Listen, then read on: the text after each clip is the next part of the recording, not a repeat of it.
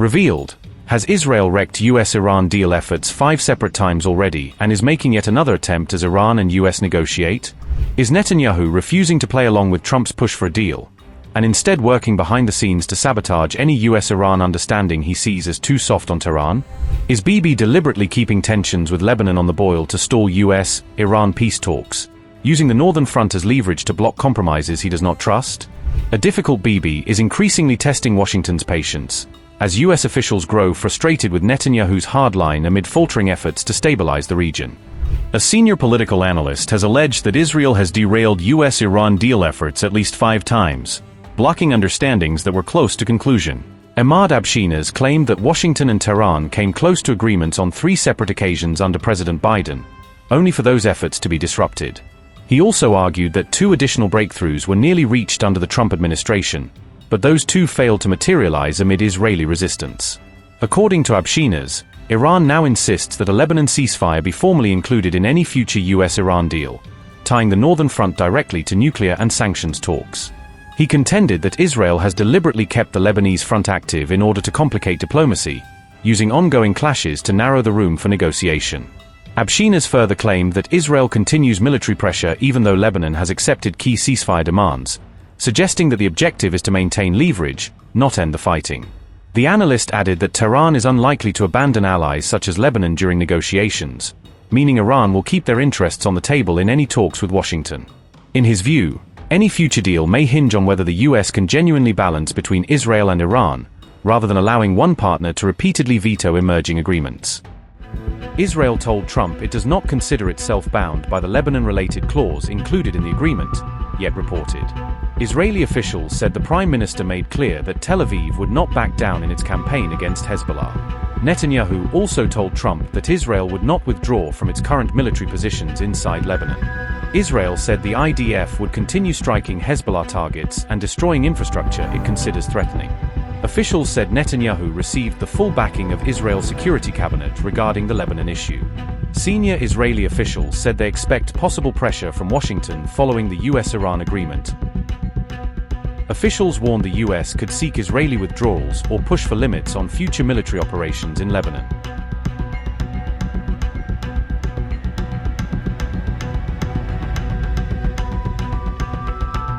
Trump told the New York Times that Prime Minister Benjamin Netanyahu is a very difficult guy to deal with. The U.S. president also suggested Netanyahu should show greater appreciation for long-standing American support, according to the NYT. The remarks came as Israeli officials voiced deep concerns about the contents and implications of the agreement. Israeli officials noted that Israel was not directly involved in the negotiations that ultimately produced the latest deal.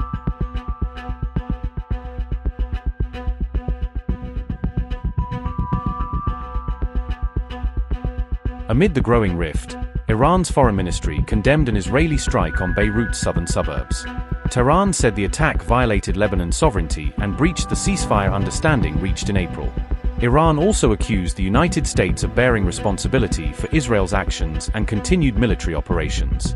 The foreign ministry said Tehran retains the right to take all necessary self-defense measures under international law.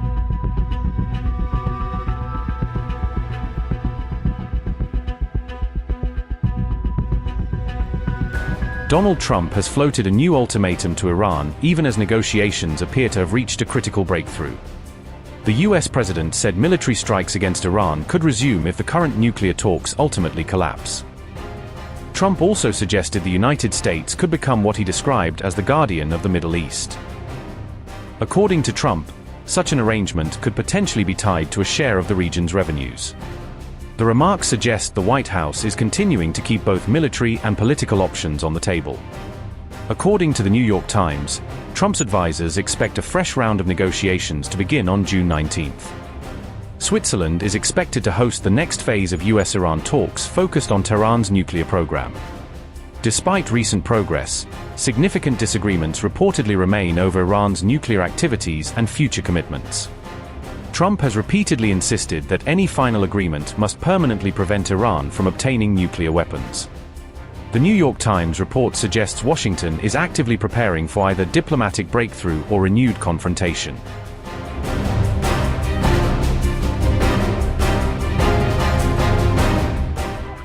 These very lengthy talks lasted perhaps more than 14 or 15 hours.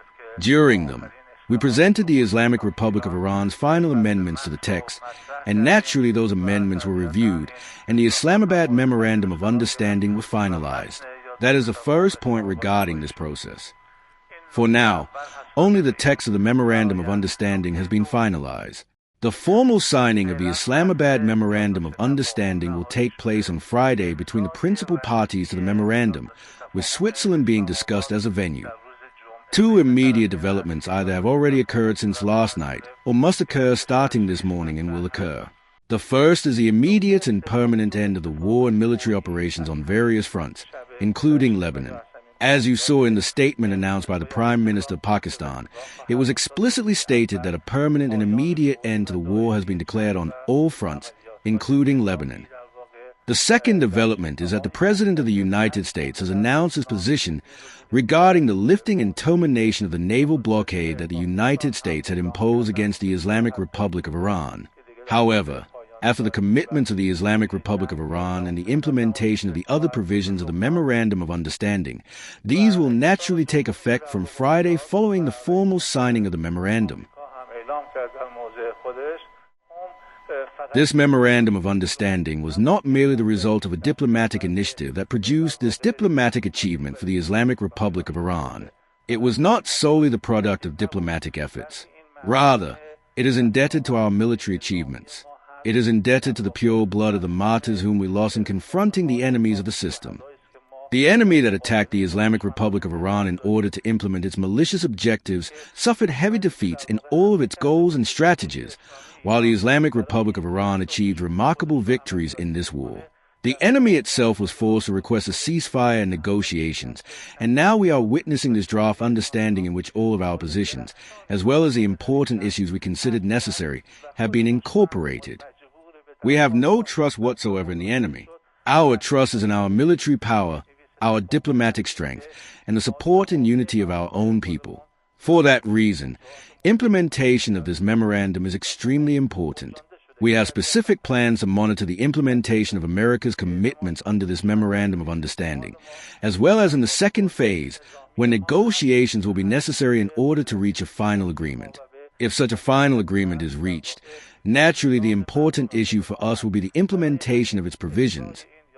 Any measures taken by the Islamic Republic of Iran regarding the commitment it accepts in the one or two areas that pertain to Iran will be aligned with, proportional to, and contingent upon the implementation of the other side's commitments. Wherever we observe shortcomings in the implementation of the other side's obligations, we will naturally take our own corresponding measures in response.